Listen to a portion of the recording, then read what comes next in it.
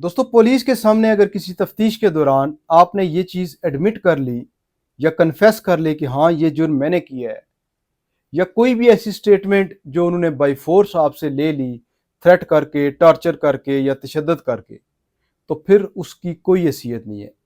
क्योंकि दोस्तों, सदियों पहले लॉ मेकर्स को ये इल्म था और पुलिस की जो साइकोलॉजी है या जो नफ्सियात है वो उससे वाकिफ़ थे कि किस तरह ये फैक्ट्स और नैरेटिव्स को मैनिपुलेट करते हैं और किस तरह टार्चर करके लोगों से ये कन्फेस करवाया जाता है और उनसे एतराफ़ जुर्म करवाया जाता है कि ये जराइम उन्होंने ही किए हैं।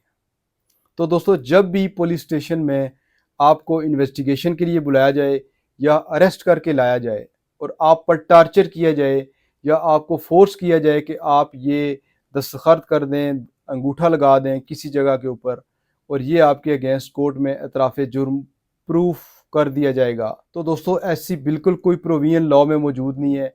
लॉ इस काम को बिल्कुल कोई इंपॉर्टेंस नहीं देता, क्योंकि क्रिमिनल प्रोसीजर कोड और एविडेंस एक्ट और constitution of Islamic Republic of Pakistan में बिल्कुल इसकी कोई हैसियत नहीं है। और इस तरह का जो कन्फेशन या एडमिशन है वो बिल्कुल एडमिसिबल एविडेंस नहीं है अंडर कानून शहादत आर्डर 1984।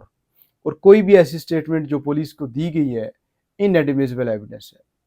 और अगर कभी भी किसी केस के सिलसिले में आपको फोर्स किया जाए या आपको टार्चर किया जाए तो बिला झिझक बगैर किसी खौफ के साइन कर दें, दस्तखत कर दें, अंगूठा लगा दें, आपको कुछ नहीं होगा।